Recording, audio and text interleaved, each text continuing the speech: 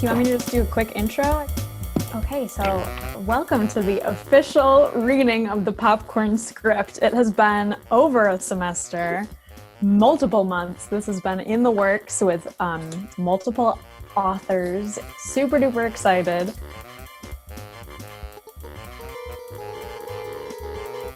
I'm just excited to see how weird this gets because I think it's going to get pretty weird.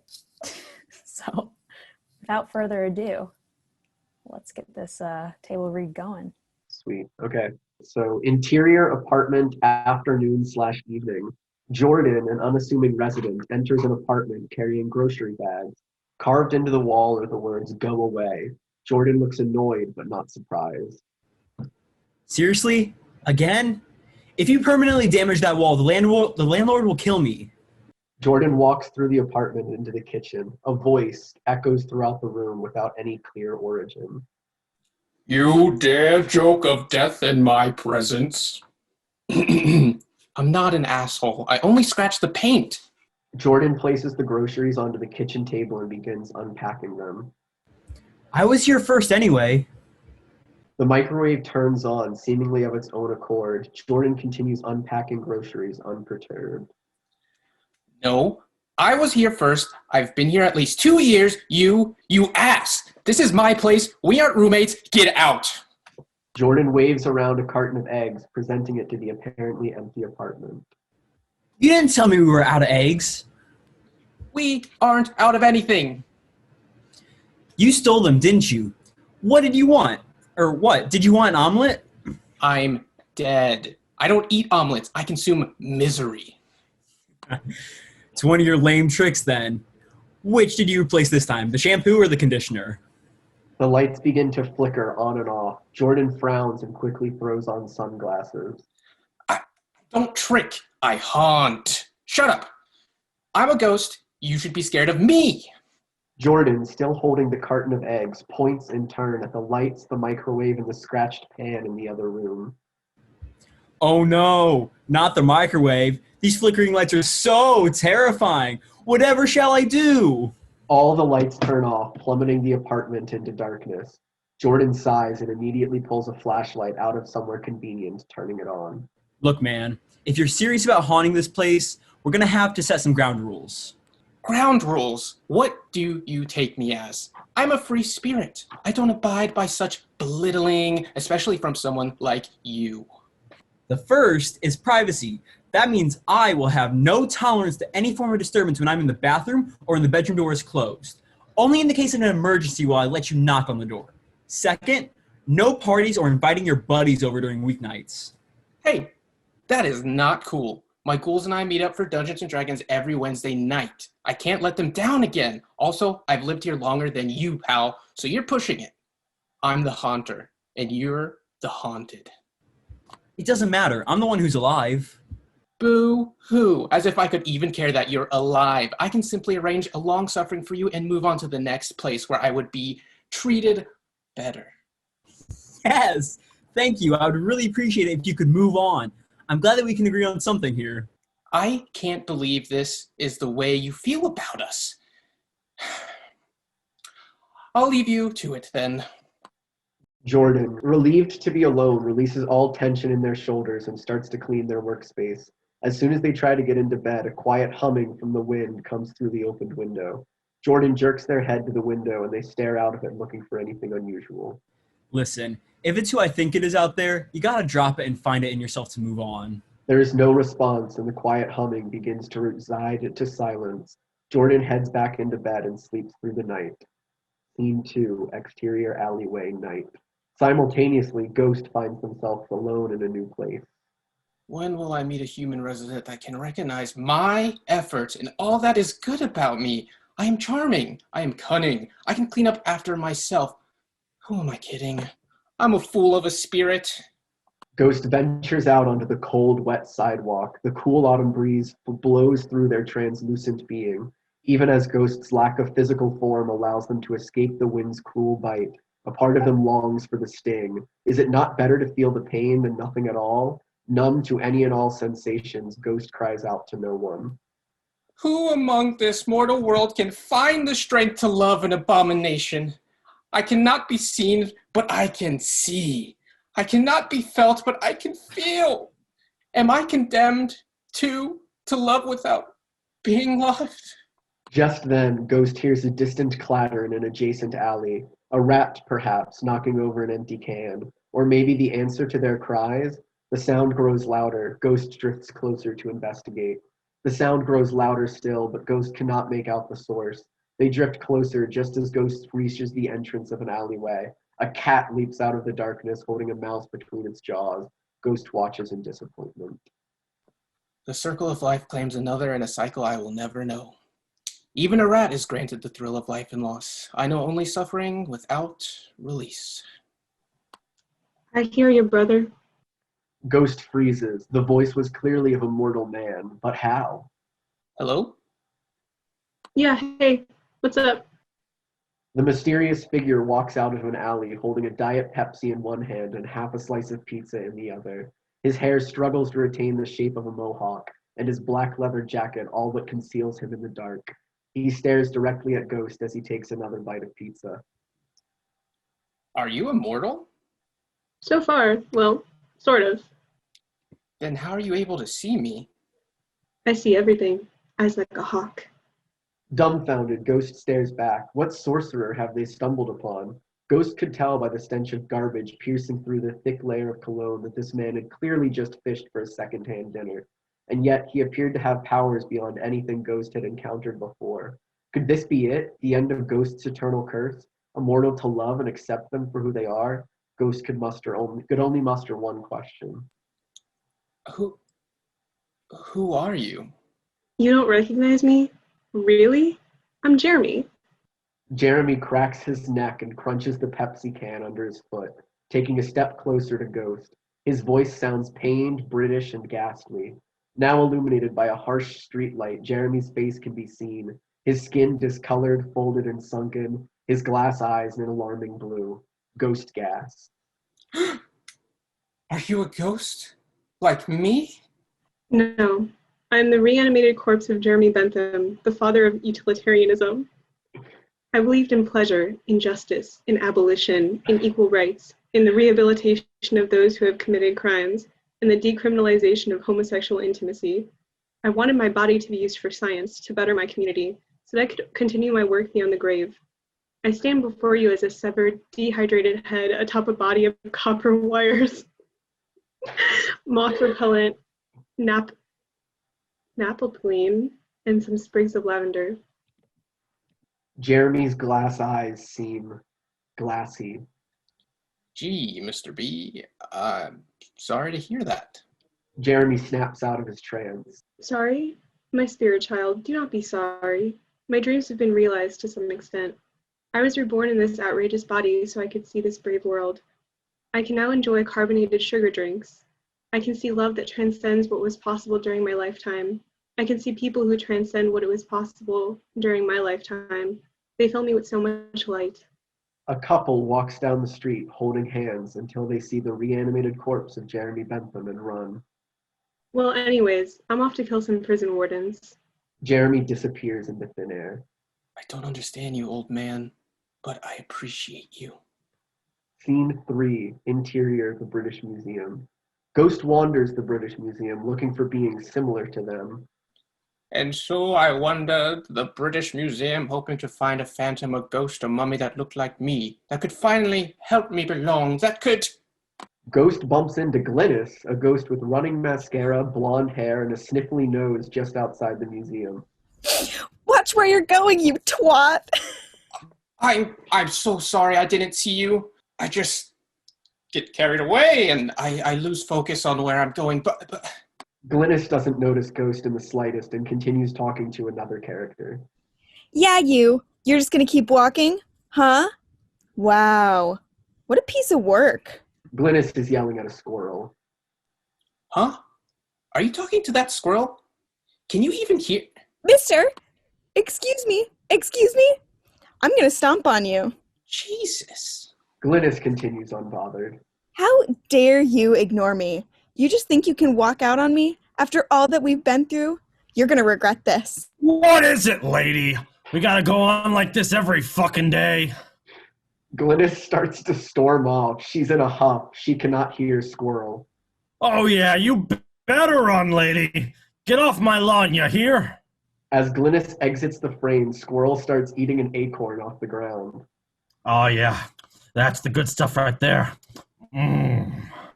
Squirrel scurries up a nearby oak tree and scampers down a branch. He uses the branch as a makeshift table for his newfound treat. Brad, a himbo type, walks up with his boyfriend Chad, a wiry engineering student. Yo, look at that fucking squirrel, man. That's gotta be the cutest thing I've ever seen. You're the cutest thing I've ever seen. Man, shut up. Brad nudges Chad in the shoulder, but he can't hide his smile. Chad pulls out his phone and starts taking a video of Squirrel. After a few seconds, Squirrel glances down and notices them filming him. Oh no, not this shit again. I'm tired of this. Squirrel drops his acorn and it lands right next to Brad's foot. Brad kicks the acorn as Chad continues filming. Squirrel leaps from the tree branch, landing on Brad's hair. Brad is screaming, Chad is laughing, the squirrel is making squirrel noises. Ah! Oh, someone get this thing off me! Get this thing off me, man! Chad would be literally rolling on the ground laughing at this point if he weren't desperately trying to keep his phone's camera trained on Brad and Squirrel. You like that? Yeah, you like that, huh? That'll teach ya. I'm not some show pony, all right? I'm not even a show squirrel. A crowd has started to form around Brad and Chad. This is the worst Halloween of my life. Someone please get this fucking squirrel off my head. Chad, I swear to God, if you don't help me, there'll be no back rubs for a week. 2 weeks. This is the best Halloween of my life. Of my death. Cut to 1 month later at a funeral. Scene 4, exterior graveyard, evening. As friends and family of Brad walk away from his grave and place flowers, Chad stays, staring at the grave, void of emotion, too overcome with grief. Ghost floats supportively over Chad. I can't believe you're gone. My last words to you were filled with negativity and hate. I'm so sorry that those are the last memories we shared together. Your enthusiasm for Halloween night might have been what killed you as your heart started beating so fast it exploded, but I still envy your attitude. A single tear falls down Chad's cheek, landing in the soil of his boyfriend's grave. As he walks away with Ghost following, Squirrel appears from behind a headstone and scurries towards Brad's grave.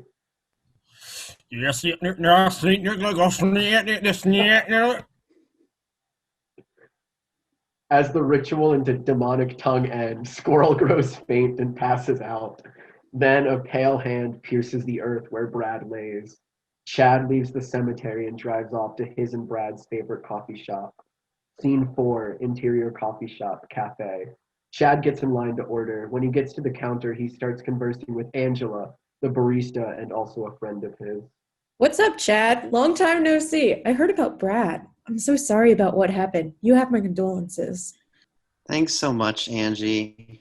Yeah, it's been a tough one, but I know he would have wanted everyone to be happy.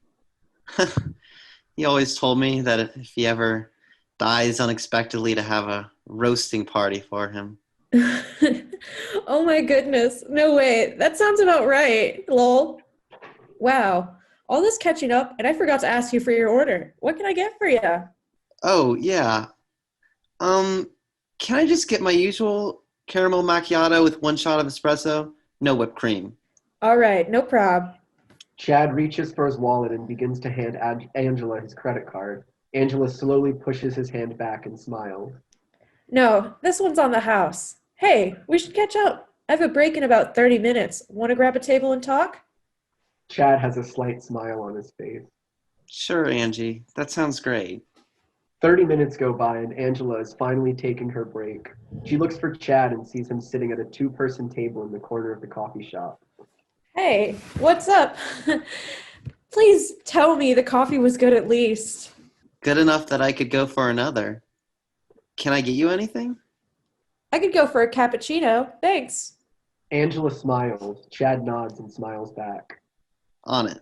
Chad stands up, pushing the chair behind him. The chair groans against the floor, silencing the soft murmurs from the patrons of the cafe.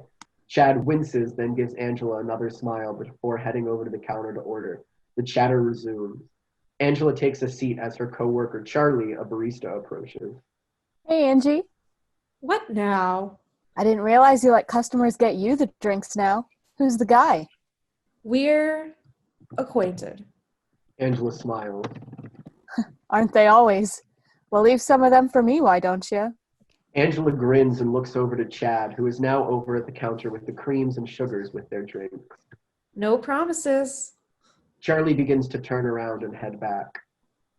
Well, I'll leave you be since you're off the clock now, but Charlie stops suddenly. But what? what did you get? Cappuccino. Why? Come to the back with me. Why? Your man just put something in your cup that wasn't sugar. Angela looks down and goes back to the back with Charlie. Scene 6, interior coffee shop, back. The back of the shop is a simple kitchen with coffee machines and French presses with ovens placed around the set.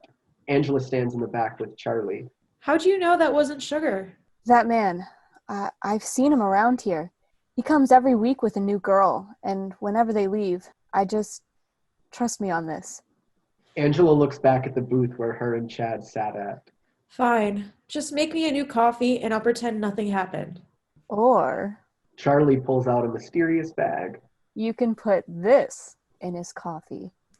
What? No way. Just take it. If he pulls anything, put it in there. Angela hesitantly grabs the bag out of their hand and puts it in her pocket. She makes her way back to her table. Scene 7, interior coffee shop, cafe. Angela walks back to her table just as Chad is also walking back. Sorry about that. It's no problem. Charlie comes back to the table with a new cup of coffee. Sorry about that. We left out an important ingredient in your latte, so I made you a new one. Angela nods as Charlie places the new coffee down. Chad eyes the new coffee and the old coffee, and Angela notices. She looks away. Charlie walks to the back. Oh, well, damn. I guess they gave you a free drink. Chad chuckles and Angela snickers awkwardly. The thought of Charlie's he comes every week with a new girl and whenever they leave is etched in her mind. A waitress in the background drops a plate, and while Chad looks over to see the commotion, Angela sprinkles powder from the mysterious bag into the closest cup of coffee to her in an act of hysteria. Chad looks back. So, I want to know a little more about you. Angela grabs the closest cup of coffee, forgetting about what she had just put in it. Well, I honestly wanted to tell you about your old cup. Angela looks up before taking a sip. I put something in your drink that I think the barista saw. Angela takes a sip before looking confused. It was a sweetener that my mother had given me to help with stress. I've noticed how stressed out you've been about school and your recent internship, and I wanted to tell you, but... Angela looks down and suddenly remembers what she had just done. She drops her cup and a large crash is heard. Angela collapses onto the ground. All heads in the bar turn toward the sound. Chad looks around nervously. Charlie sees him. Hey! Help! She's sick! Charlie and a few patrons run over to her body. Chad stands and looks around the bar. He sees Johnny in the corner, shrouded in darkness. Call 911.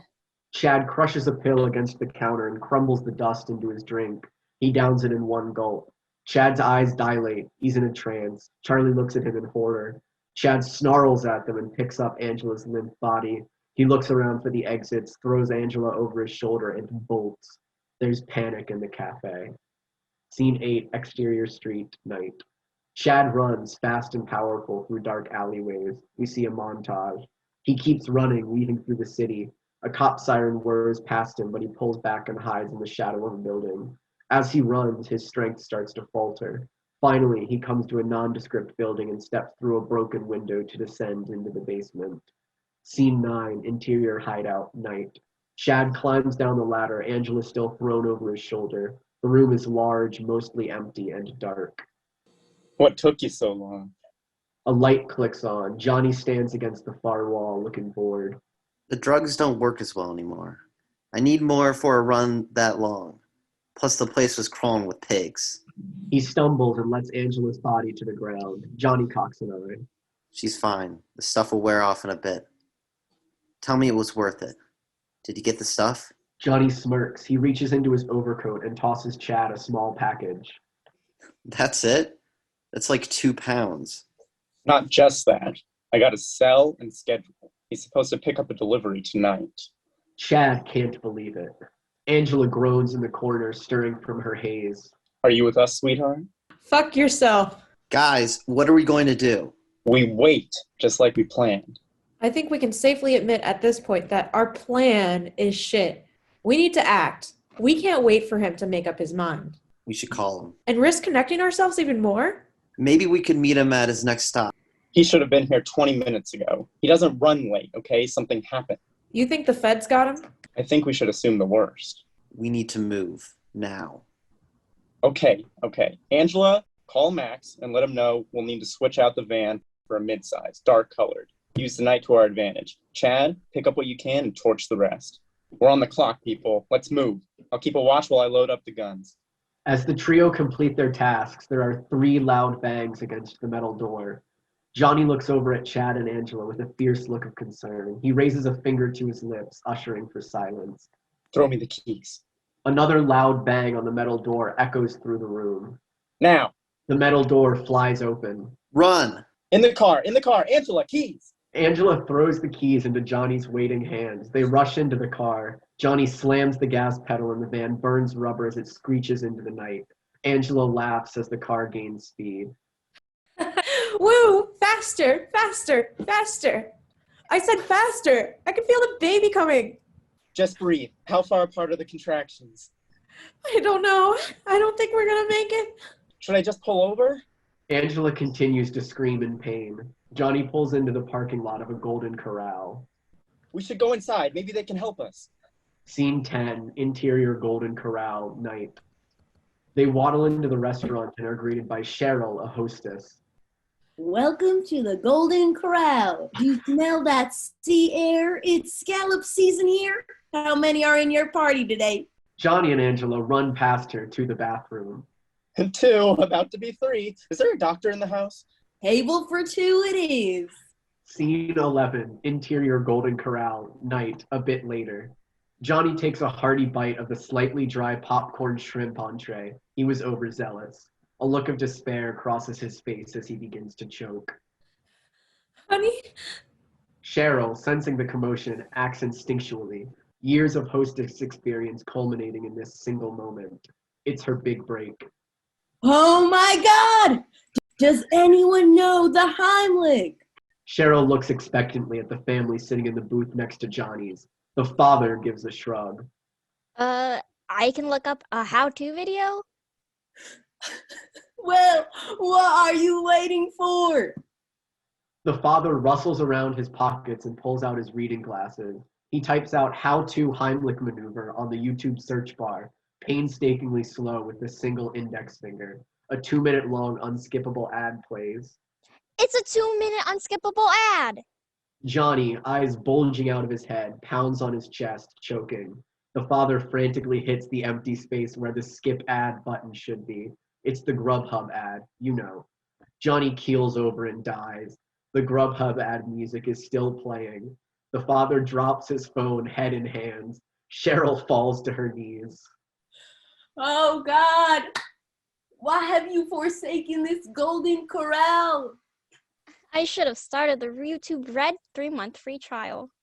He glares at his wife. But you told me I'd forget to cancel it. Don't drag me into this. It's not even that good of a deal. I should have signed up for the trial. Life's but a walking shadow, a poor player that struts and frets his hour upon a stage, and then is heard no more. It is a tale told by an idiot, full of sound and fury, signifying nothing. Record scratch, freeze frame. Yup, that's me. Don't get stuck with an unskippable ad. Sign me up for YouTube Premium today.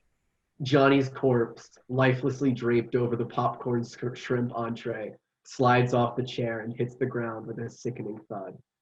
Thin.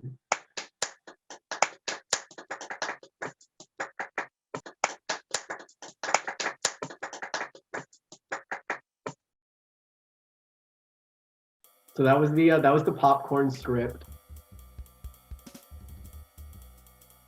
Thank you to all the writers and actors who participated. This was a ton of fun to compile and definitely to share. Hope you guys all also enjoyed. Does anyone have any quick thoughts about it? About the character development, the plots? the twists and turns. What a journey.